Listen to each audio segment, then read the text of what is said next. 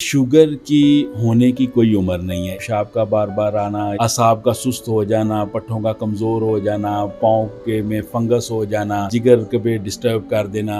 गुर्दे को कमज़ोर कर देना, ये सारी जो है ना वो एक तवील अरसे तक शुगर रहे तो फिर ये सारी इलामात जो है ना वो पैदा होना शुरू हो जाती हैं। अस्सलाम वालेकुम नाज़रीन, मैं हूँ फ़ातिमा सईद न्यूज़ अलर्ट से। नाज़रीन, आज के दौर में ख़वातीन में पाए जाने वाले हार्मोनल डिसऑर्डर, चेहरे पर बाल आना, जल्द पर दाने निकलना, जो हार्मोनल डिसऑर्डर से चीज़ें होती हैं और शुगर के मसाइल को हम डिस्कस करेंगे। हम मौजूद हैं हकीम इरफ़ान साहब के क्लिनिक में, जो कि लाहौर में, और यहाँ पर आने वाले बहुत से ऐसे मरीज़ हैं जो कि शुगर के पेशेंट्स हैं। डॉक्टर साहब, ये बताइए कि शुगर क्यों होती है, इसके क्या सिम्पटम्स हैं और ये कब स्टार्ट होती है, या ये जो एक फैमिली चेन में भी आती है, उसके बारे में थोड़ा हमें बताइए। सबसे पहले तो ये है कि शुगर की होने की कोई उम्र नहीं है। इस वक्त जो सूरत हाल मौजूद है इसमें पैदाइशी तौर पर भी बहुत सारे लोग हैं कि जिनको शुगर है पैदाइशी तौर पर। हमारे पास बहुत सारे ऐसे बच्चे भी आए हैं जिनकी उम्र 5 साल, 6 साल, 7 साल है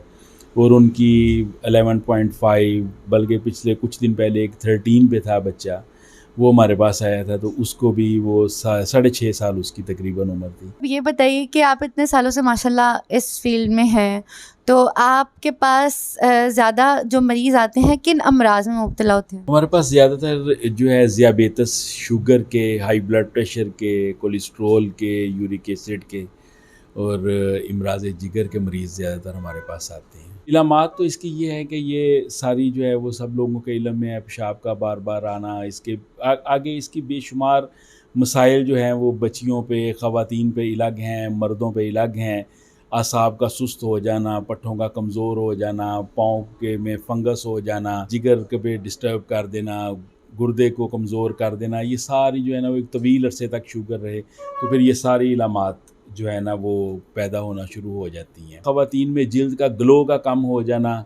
और इस तरह जो है ना वो बच्चियों में हार्मोनल डिस्टर्बेंस का पैदा हो जाना शुगर के बायस। लेकिन ये शुगर के बायस भी होता है और फिर इंडिविजुअल भी जो है ना वो बच्चियों में चेहरे पे बालों का उगाना और बालों का पैदा हो जाना, ये इसकी वजूहात में से सबसे बड़ी वजह ये है कि इस वक्त हम गैर फितरी तरीके से जो ज़िंदगी है उसको गुजार रहे हैं। रात को देर तक सोना,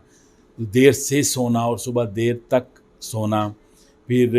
जो है ना वो नाश्ता प्रॉपर ना करना, फिर उसके अलावा अंडों का कसरत से इस्तेमाल करना, चिकन का कसरत से इस्तेमाल करना, फ़ास्ट फूड का इस्तेमाल करना, रात को देर से खाना खाना और फिर वज़नी भारी खाना खाना, इसकी वजह से बेशुमार बच्चियों में मसाइल पैदा हो जाते हैं, जैसे मोटापे का पैदा हो जाना, उनका मंथली साइकिल डिस्टर्ब हो जाना, चेहरे पे बालों का पैदा हो जाना और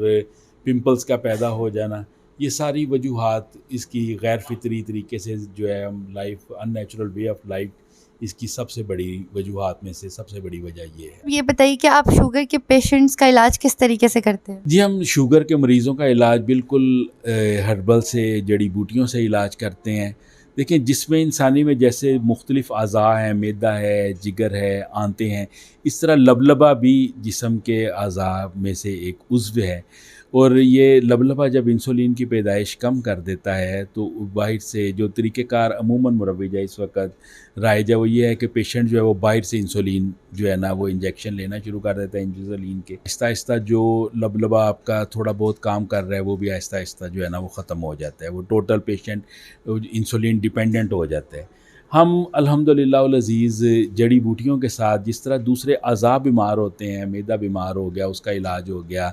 आंतें बीमार हो गई उसका इलाज हो गया, हम लबलबे का भी इलाज करते हैं और वो अल्हम्दुलिल्लाह अल्लाह के करम से आज ख़ुद इंसुलिन की पैदाइश दोबारा शुरू कर देता है और पेशेंट जो है ना वो इंसुलिन भी छोड़ देता है और आहिस्ता-आहिस्ता जो दीगर उसकी मेडिसिन्स हैं, हेल्पिंग मेडिसिन्स हैं, वो भी छोड़ देता है और नॉर्मल लाइफ़ की तरफ आ जाता है।